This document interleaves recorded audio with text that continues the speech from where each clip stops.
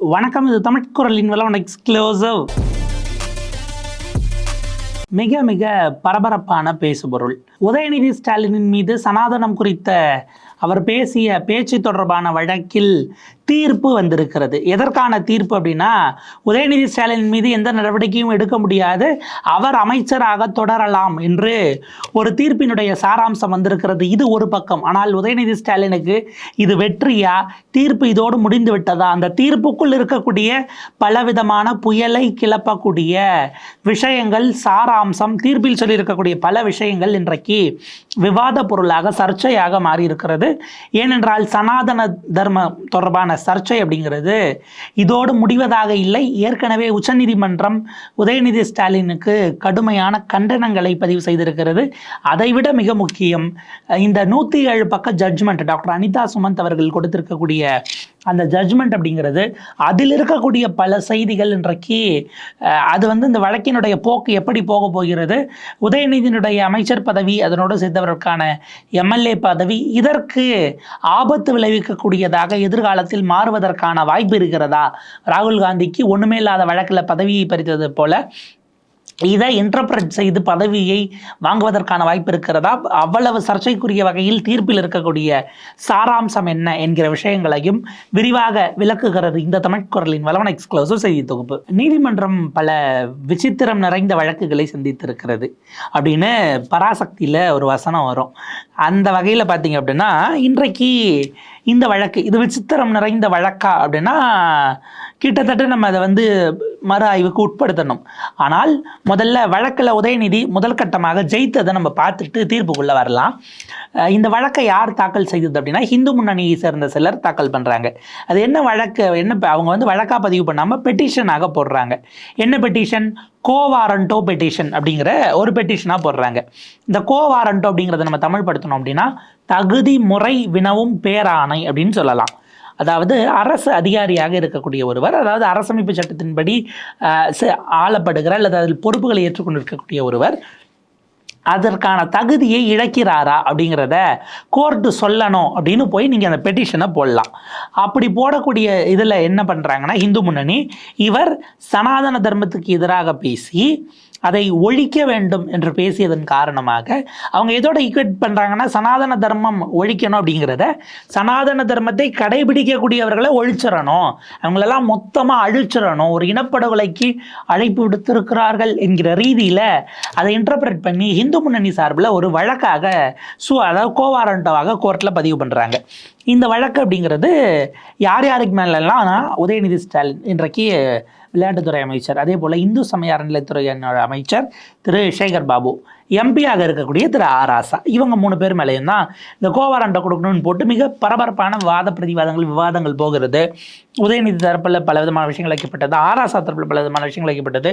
உதயநிதி ஸ்டாலின் தரப்பில் ஆஜராகி வில்சன் அவர்கள் அவங்களுடைய தரப்பில் என்ன சொன்னாங்க அப்படின்னா, இந்தியாவினுடைய அரசமைப்பு சட்டம் எப்படி மத நம்பிக்கை கொண்டவர்களுக்கு அந்த மதத்தை பின்பற்ற அதிகாரமும் உரிமையும் பாதுகாப்பும் கொடுத்திருக்கிறதோ, அதே போல இங்கு மதங்களை கேள்வி கேட்பது, மத நம்பிக்கையின்மை, ஏத்திசம், அதை பின்பற்றுவதற்கும் அதை ப்ரொஃபஸ் பண்ணுவதற்கு, பரப்புவதற்கும் பேசுவதற்குமான உரிமை எனக்கு அரசமைப்பு சட்டம் வழங்கி இருக்கிறது அப்படிங்கிற ஒரு விஷயத்தை வைக்கிறாங்க. இந்த பக்கம் திரு ஆராசா தரப்பில் அவங்க தரப்பில் ஆஜரான வழக்கறிஞர் வச்சது அப்படிங்கிறது, இந்தியாவுடைய அரசமைப்பு சட்டத்தினுடைய கூறுகளை நம்ம உள்வச்சு பார்க்கும் பொழுது அடிப்படையில் மத நம்பிக்கை, அந்த ரைட் டு வர்ஷிப், அது சார்ந்த விஷயங்கள் அப்படிங்கிறது இருக்கு இல்லையா, அதை விட முக்கியம் கருத்து சுதந்திரம் என்கிற இடத்தில் இருக்கிறது.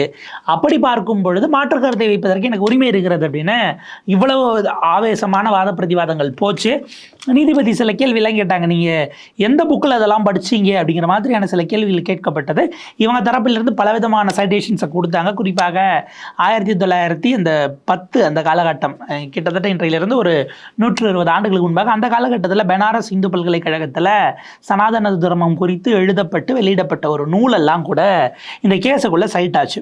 ஸோ ஒட்டுமொத்தமாக இந்த வழக்கு விசாரணை முடித்து நீதிபதி அனிதா சுமந்த் அவர்கள் கடந்த டிசம்பர் மாதம் வழக்கை நான் தீர்ப்பை நாள் குறிப்பிடாமல் ஒத்தி வைக்கிறேன் அப்படின்னு சொல்லிட்டாங்க. அதற்கு பிறகு ஒரு 75-80 நாள் கழித்து தீர்ப்பு வெளியாகி இருக்கிறது.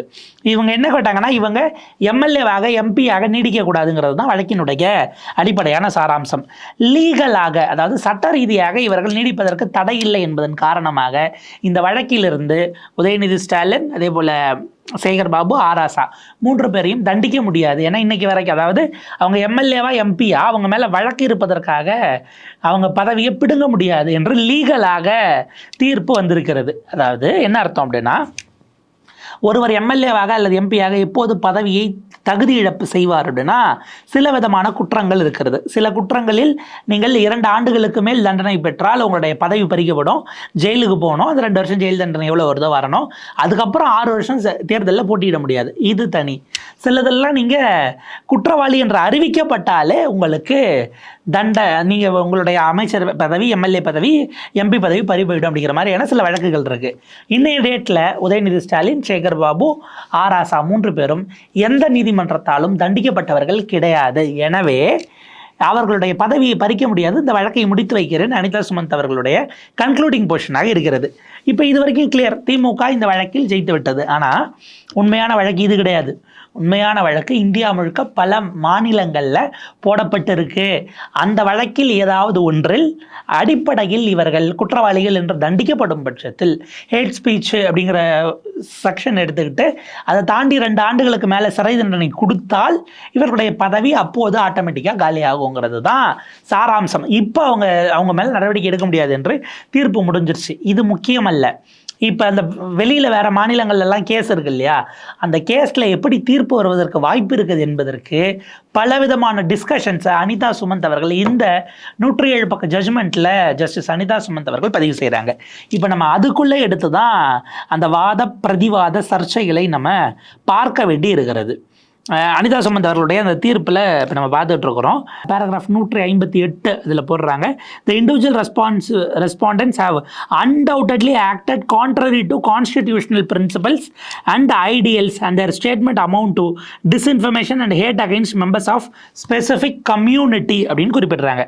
சனாதன தர்மம் குறித்து இவர்கள் 3 பேர் பேசியதும் அடிப்படையில் நாம் பார்க்கும் பொழுது இந்தியாவினுடைய அரசமைப்பு சட்டத்துக்கு எதிரானதாக இருக்கிறது அப்படிங்கிறத அனிதா சுமந்த் அவர்கள் குறிப்பிடுகிறார்கள். இந்தியாவினுடைய அரசமைப்பு சட்டம் இங்கு சனாதன தர்மம் அப்படிங்கிறதுக்கு எதிராக பேசுவதற்கு தடை விதித்திருக்கிறதா அப்படிங்கிற ஒரு காமன் கொஸ்டின் எழுது. இப்போ இந்த இடத்துல எங்கே நமக்கு கிளாரிட்டி தேவைப்படுது அப்படின்னா, சனாதன தர்மம் என்று எதை இவர்கள் குறிப்பிட்டார்கள், எதுவாக அது புரிந்து கொள்ளப்பட்டது என்கிற இடத்தில் ஜட்ஜே என்னவா புரிஞ்சுக்கிட்டாங்கிற கேள்வி இருக்குது. அதுக்கு அவங்க பின்னாடி குறிப்பிடுறாங்க, சனாதனம் என்பது மாறாதது அப்படின்னு குறிப்பிடுறாங்க.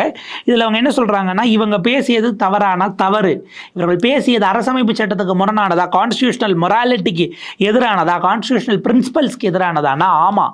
அதே போல் கான்ஸ்டிடியூஷனல் ஃபங்க்ஷனரிஸாக இருக்கக்கூடியவர்கள் அவர்களுடைய நாட்டில், அதாவது அவர் எம்எல்ஏவாக எம்பியாக அரசமைப்பு சட்டத்தின்படி தேர்ந்தெடுக்கப்பட்ட அதிகாரத்துக்கு வந்த ஒருவர் தன்னுடைய ஆளுகைக்கு உட்பட்டு இருக்கும் அல்லது தனக்கு அதிகாரம் கொடுத்த நாட்டில் ஒரு பகுதி மக்களை, ஒரு நம்பிக்கை கொண்டவர்களை அழித்து ஒழிப்பது என்று சொல்லுவது இந்தியாவினுடைய செக்யூலர் வேல்யூஸ்க்கு எதிரானது. The answer is unambiguously in the affirmative. அதாவது இவர்கள் பேசியது என்ன, இப்போ அல்டிமேட்டாக இந்த அப்சர்வேஷனை நம்ம பார்க்கணும் அப்படின்னா, இந்த நாட்டில் இருக்கக்கூடிய சனாதன நம்பிக்கை கொண்டவர்களை இனப்படுகொலை செய்ய வேண்டும் என்கிற ரீதியில் அவர்களை அழித்து ஒழிக்க வேண்டும் என்று சொன்னதன் காரணமாக அவங்க அத்தனை பேரையும் கூண்டோட கொன்னுறணும்னு அழைத்ததாக புரிந்து கொள்ளப்பட்டிருக்கிறது என்பதை, அது அப்படிதான் பொருள் வருகிறது என்பதாக இந்த தீர்ப்பினுடைய சாராம்சம் இருக்கிறது அப்படிங்கிறது. அதாவது நம்ம அதை பொருள் கொண்டோம்னா அந்த எல்லை வரைக்கும் அது போகிறது.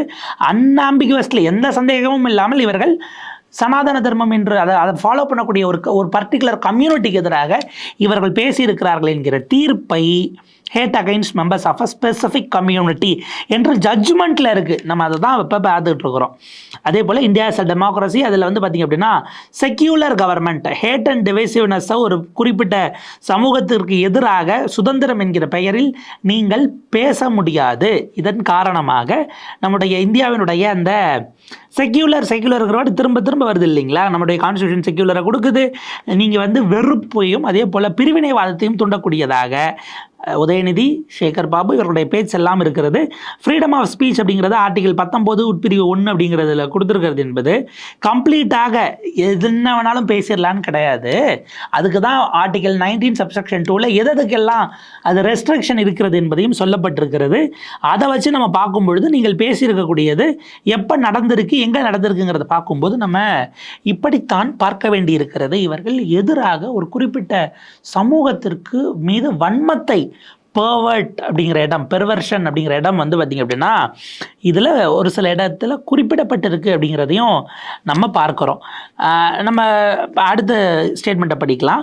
சனாதன தர்மாவை HIV மற்றும் எய்ட்ஸோ, லெப்ரசி, மலேரியா, கொரோனாவோடு ஒப்பிட்டதன் மூலமாக இவர்கள் இந்து மதம் குறித்த புரிதல் இல்லாமல் இருக்கிறார்கள். யார்? ஆராசாவும் உதயநிதியும் சேகர் பாபுவும். ஜட்ஜு குறிப்பிட்றாங்க அதில். அப்படிதான் their statements are perverse.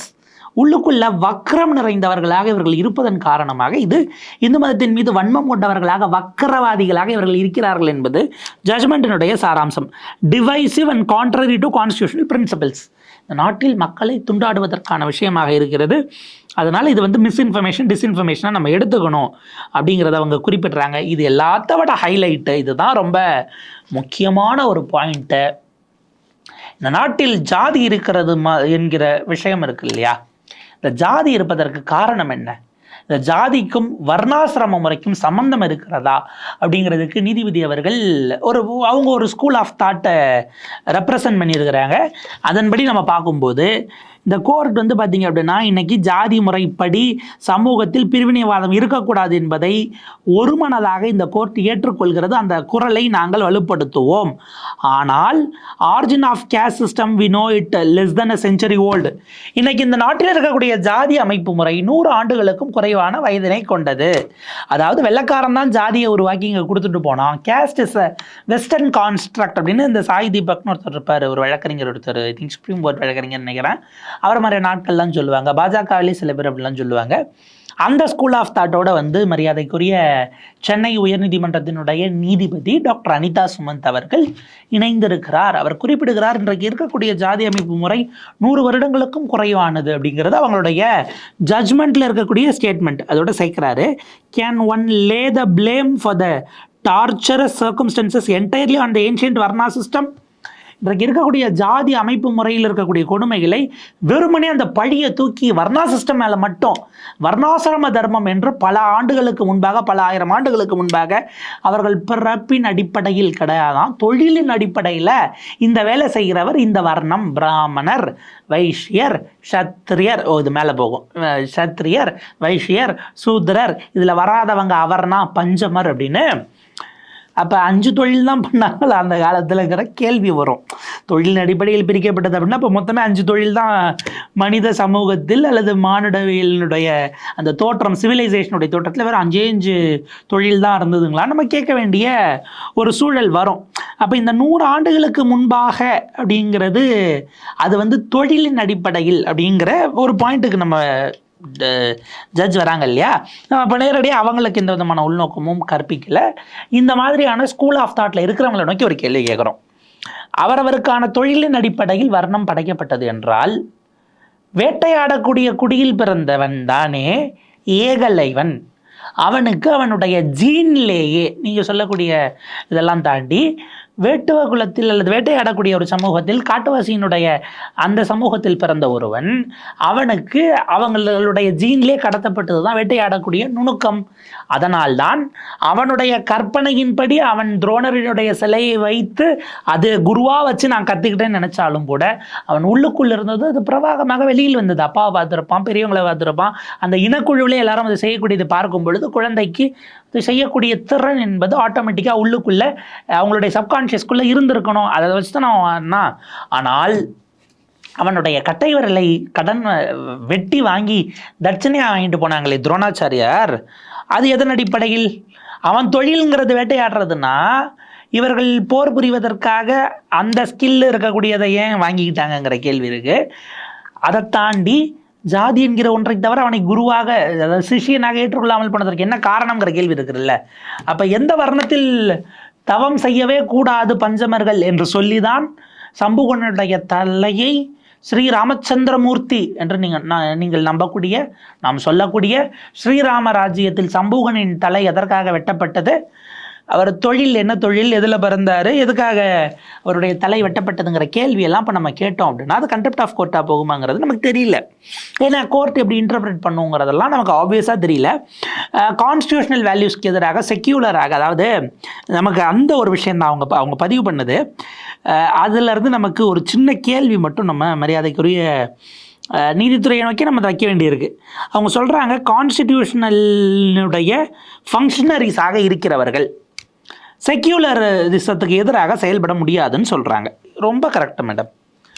இந்த கான்ஸ்டியூஷன் ஃபங்க்ஷனரியாக நீதிமன்றங்களும் இருக்கிறது. ஜுடிஷியரியும் இந்திய அரசமைப்பு சட்டத்தினுடைய ஒரு அங்கம், ஒரு கூறு. நம்ம கான்ஸ்டியூஷனல் கோர்ட்ஸ்னால் ஹைகோர்ட்டையும் சுப்ரீம் கோர்ட்டையும் சொல்லுவோம். இந்த ஹைகோர்ட்லையும் சுப்ரீம் கோர்ட்லையும் ஜட்ஜாக இருக்கிறவங்க அந்த காலகட்டத்தில் அவர்களுடைய ஜாதி சங்க மாநாட்டுக்கெல்லாம் போய், வர்ணாசிரம மாநாடு கிடையாதுங்க மேடம், ஜாதி சங்க மாநாட்டுக்கெல்லாம் போய் அதில் உரையாற்றுவது என்பது எந்த வகையில் ஏற்கத்தக்கது? அவர்கள் சார்ந்திருக்கக்கூடிய அல்லது மத ரீதியான அமைப்புகளினுடைய கூட்டங்களுக்கு அவர்கள் போய் கலந்து கொள்வதும், சிட்டிங் ஜட்ஜாக இருக்கும்போதே அவர்கள் பேசுவது என்பது நீங்கள் குறிப்பிடக்கூடிய கான்ஸ்டிடியூஷனல் மொராலிட்டிக்கும் கான்ஸ்டிடியூஷனல் பிரின்சிபல்ஸ்க்கும் எதிரானதா இல்லையா அப்படிங்கிறது தான். இப்போ இந்த இடத்தில் ஜஸ்டிஸ் அனிதா சுமந்த் அவர்கள் கடந்த காலகட்டத்தில் ஒரு சங்கத்தினுடைய கூட்டத்திற்கு, அது பிராமணர் சங்கத்தினுடைய கூட்டத்திற்கு அவர் போய் பேசியிருக்கிறார் அப்படிங்கிற அந்த ஒரு வீடியோவும் அதனுடைய அந்த ஃபோட்டோவும் சர்க்குலேட் ஆகிட்டு இருக்குங்கிறது ஒரு அடிஷ்னல் நியூஸ். அவ்வளோதான். இப்போ இவரின் மீது உள்நோக்கம் கற்பித்து பலரும் பல விதமாக சொல்கிறாங்க. அதாவது இதில் ஃபன் என்ன அப்படின்னா, அவங்க ஒரு தீர்ப்பை கொடுத்துட்டு போயிட்டாங்க. லீகலி ஆன் இந்த கிரவுண்டில் நான் நடவடிக்கை எடுக்க முடியாது, ஆனால் இது நடவடிக்கைக்கு உகந்தது, முழுக்க முழுக்க வெறுப்பு பேச்சு அப்படின்னு ஒரு அப்சர்வேஷனை அவங்க கொடுத்துட்டு இந்த 107 பக்கம் ஜட்ஜ்மெண்ட்டை போட்டு போயிட்டாங்க. இதை தாண்டி பலவிதமான எப்போது வேண்டுமானாலும் திமுகவை நோக்கி அல்லது உதயநிதி, அதே போல் சேகர் பாபு, ஆராசாவின் மீது அவர்களுடைய பதவிக்கு தலைக்கு மேலே கத்தி தொங்கக்கூடிய அளவுக்கு பலவிதமான அப்சர்வேஷன் இந்த ஜட்ஜ்மெண்ட்டில் இருக்குது. அஃப்கோர்ஸ் அதை அவங்க லீகலாக போட்டுட்டு போட்டோம். ஆனால் இவ்வளவு விதமான விஷயங்களை சொன்ன அவர்கள் நீதிபதிகளுக்கு அந்த இது பொருந்துமா அப்படிங்கிறதையும் ப்ராசஸ் பண்ண வேண்டி இருக்கிறது. சக நீதிபதிகள் இல்லை மற்றவர்கள் என்ன சொல்கிறாங்கங்கிறத கேட்க வேண்டிய தேவை இருக்கிறது அப்படிங்கிறது தான் நம்ம பதிவு பண்ணணும். நான் விட்ட இடம் அப்படிங்கிறது, அவங்க ஜட்ஜ்மெண்ட்டை கொடுத்துட்டு போயிட்டாங்க. ஒரு கோஷ்டி என்ன சொல்கிறாங்க, உதயநிதியை தண்டிக்கலை அப்படின்ட்டு அவர்களுக்கு ஒரு சார்பு நிலையை கற்பிக்கிறார்கள். இன்னொரு பக்கம் ஜட்ஜ்மெண்ட்டில் இவ்வளோ விஷயங்களை அவங்க அப்சர்வேஷன்ஸாக கொடுத்துருக்குறாங்க அப்படின்னு மற்றொரு தரப்பு என்ன பண்ணுது, இவங்களுக்கு ஒரு சார்பு நிலை இருக்கிறது அப்படின்னு சொல்லிக்கிட்டு இருக்காங்க. அப்போ ரெண்டு தரப்பு எதிர்பார்ப்பதையும் கொடுக்கலை அப்படின்னா இன்னொரு தரப்பு திட்ட தான் செய்வாங்க. இப்போ இந்த ஜட்ஜ்மெண்ட்டு ரெண்டு தரப்புலையுமே அவருக்கு உள்நோக்கம் கற்பிக்கக்கூடியதாக இருக்கிறது அப்படிங்கிறது தான் பார்க்க வேண்டியிருக்கிறது. அது காலத்தின் கோலம் அப்படின்னு தான் நம்ம சொல்ல வேண்டியிருக்கு. இப்போ உதயநிதி அவர்களுடைய வழக்கு அப்படிங்கிறது, இது வழக்காக கொண்டு போய் நிற்க வச்சு பேசி அதில் நீங்கள் குற்றவாளி என்ற தீர்ப்பு வாங்குவது என்பது சாதாரண விஷயம் அல்ல. குற்றவாளின்லாம் வாங்குறதுக்கான ஸ்பேஸ் கிடையாது. ஏன்னா அம்பேத்கர் ப்ரொஃபஸ் பண்ண பல விஷயங்களில் தொடங்கி, அஃப்கோர்ஸ் அவங்க பெரியாரை கூட ஏற்றுக்க மாட்டாங்க, கோர்ட்ஸ் பெரியாரை ஏற்றுக்காது. ஆனால் நீங்கள் அம்பேத்கரை உள்ள கோட் பண்ணலாம். கான்ஸ்டியூஷனல் ஹவுஸில் தொடங்கி அதற்கு வெளியில் பேசுனதுலேருந்து அவர் என்ன மாதிரியான விஷயங்களை பேசியிருக்கிறார், ஹிந்து திருமண சட்டம் தொடர்பான விஷயங்கள், அதுக்கு நடந்த டிபேட்ஸு, இதில் ஆரம்பித்து பலவிதமான விஷயங்களை எடுத்து கோட் பண்ணால் நீதிமன்றங்கள் என்ன செய்ய போகிறது அப்படிங்கிறது மிகப்பெரிய கேள்வி. பாஜகவினுடைய நோக்கம் இந்த தேர்தலுக்குள் ஊர் ஊராக அலைய வைக்கணும் அப்படிங்கிறது தான் ஒன்று. ரெண்டாவது, உளவியல் ரீதியாக அந்த ப்ராசஸை, அவருடைய அரசியல் அடுத்த கட்டத்தை தடை செய்வதும் உளவியல் ரீதியாக அவங்கள டயர்டாக்குறது அப்படிங்கிறதாக தான் நம்ம பார்க்க வேண்டியிருக்கிறது. உச்சநீதிமன்றம் எப்படியும் அவங்களுக்கு, ஏன்னா இப்போ உத்தரப்பிரதேசத்தில் கேஸ் போட்டிருக்கு, பீகாரில் போட்டிருக்கு, கர்நாடகாவில் போட்டிருக்கு, இன்னும் ஏதோ 2 ஸ்டேட்டில் போட்டிருக்காங்க, ஜம்மு காஷ்மீரில் அங்கே ஒரு ஆள் கேஸ் போட்டிருக்காரு. இதெல்லாம் இப்போ ஒவ்வொரு ஸ்டேட்லேயும் ஒவ்வொரு நாள் ஹியரிங் வரை நீங்கள் வாங்கன்னு சம்மன் வரும். அப்படி வரக்கூடாதுங்கிறதுக்காக தான் இவங்க போய் எனக்கான சட்ட உரிமைன்னு கேட்டு எல்லாத்தையும் ஒரே ஸ்டேட்டில் வச்சு கொடுங்க, ஒரே இடத்துல வச்சு கொடுங்க அப்படின்னு உச்சநீதிமன்றத்தில் உதயநிதி கேட்கும் பொழுது தான், நீங்கள் சாதாரண மனிதர் கிடையாது, ஒரு அமைச்சர், பொறுப்பாக பேசியிருக்க வேண்டும். நீங்கள் உங்களுக்கு இருக்கக்கூடிய, அதாவது சில விஷயங்களை அறிவியல் ரீதியாக நான் சிந்திக்கிறேன் அல்லது என்கிற விஷயங்களை எல்லாம் காரணம் காட்டி பேச்சுரிமை என்கிற பெயரில் மத நல்லிணக்கம் அது சார்ந்த விஷயங்களுக்கு எதிராக பேசியிருக்கிறீர்கள் அப்படிங்கிற கடுமையான பதிவை உச்சநீதிமன்றத்தினுடைய 2 நீதிபதிகள் அமர்வு கொடுத்திருக்கிறது. ஒருவேளை கிளப் பண்ணி கொடுப்பதற்கான வாய்ப்புகள் இன்னமும் இருக்கிறது. அது சட்ட உரிமையாக நம்ம பார்க்கலாம். ஆனால் அதை தாண்டி இந்த வழக்கு அப்படிங்கிறது ரொம்ப சுவாரஸ்யமான திருப்பம் கொண்டதாக இருக்க போகிறது. ஏனென்றால் பன்னெடுங்காலமாக நம்ம திராவிட இயக்க வரலாறு அப்படின்னு இங்கே எடுத்துக்கிட்டோன்னா அது நான் பிராமின் மூமெண்ட்டாக தான் தொடங்கியது. அதற்கு பிறகு அதற்கு முன்பாகவே அயோத்திதாசர் காலகட்டத்தில் நீங்கள் வரலாறு வரைக்கும் முன்னே நடத்திட்டு போனீங்க அப்படின்னா இன்றைக்கி நம்ம ஆளுநர் பேசிகிட்டு இருக்காருல சனாதனம்னு அதற்கு எதிரான சமூக இயக்கமாக தோன்றி வளர்ந்து எந்த வாத பிரதிவாதங்கள் இங்கே சமூக வழியில் நடந்ததோ அது கோர்ட்டுக்குள்ளேயும் நடப்பதற்கான வாய்ப்பு என்பதைத்தான் இது உருவாக்கி கொடுத்திருக்கிறது. ஆனால் எலக்டோரல் ரீதியாக இந்தியா கூட்டணிக்கு இது என்னவாக வட இந்தியாவில் புரிந்து கொள்ளப்படும் அல்லது சப்டைட்டில் நீங்கள் இங்கே பேசுகிறதையே கரெக்டாக தப்பான இடத்துல கட் பண்ணி பிஜேபி சப்டைட்டிலோட தப்பாக நார்த் இந்தியன் மீடியாஸ்க்கெல்லாம் கொடுத்துட்ருக்குறாங்க அப்படிங்கிறத பார்க்குறோம். அந்த மாதிரியான சூழலில் இன்னும் கூடுதல் எச்சரிக்கையோடு இருந்திருக்க வேண்டும் அப்படிங்கிற ஒரு விஷயம் இருக்கிறது. டாக்டர் அனிதா சுமந்த் அவர்களுடைய இந்த தீர்ப்பு மிகப்பெரிய சட்ட ரீதியிலான வாத பிரதிவாத விவாதங்களை தொடங்கி வைத்திருக்கிறது. அதற்கான புள்ளி Udhayanidhi is safe as of now legally அவருடைய ஸ்டான்ஸ் அப்படிங்கிறது வழக்கினுடைய கோர்ஸ் ஆஃப் ஆக்ஷனில் தான் நமக்கு தெரிய வரும். அவருடைய பதவியை அவர் பேசிய பேச்சுக்காக பறிக்க முடியாது என்பது சட்ட ரீதியாக அவருக்கு இருக்கக்கூடிய பாதுகாப்பு அண்ட் ப்ரொடெக்ஷன் அப்படிங்கிறது தான் பார்க்குறோம். பட் இந்த அப்சர்வேஷன்ஸ் இது எப்போது வேண்டுமானாலும் யார் மீது வேண்டுமானாலும் திரும்புவதற்கு, ஏன்னா ஒரே கோர்ட்டில் 4 ஜட்ஜு 4 விதமான தீர்ப்பை கொடுக்கக்கூடிய அளவுக்கு இன்றைக்கு இன்டர்பிரட்டேஷன்ஸ் இருந்து கொண்டு இருக்கிறது அப்படிங்கிறது தான் நம்ம பார்க்க வேண்டியிருக்கிறது. ஸோ அடுத்தடுத்த நிலைகள் அது எப்படி போகுதுங்கிறத நம்ம பார்க்கலாம். இந்த தீர்ப்பு மிகப்பெரிய வாதத்திற்கான தொடக்கப்புள்ளி, விவாதத்திற்கான தொடக்கப்புள்ளி. அடுத்தடுத்த நிலைகளில் பேசுவோம். இணைந்திருங்கள் தமிழ் குரலோடு. நன்றி, வணக்கம்.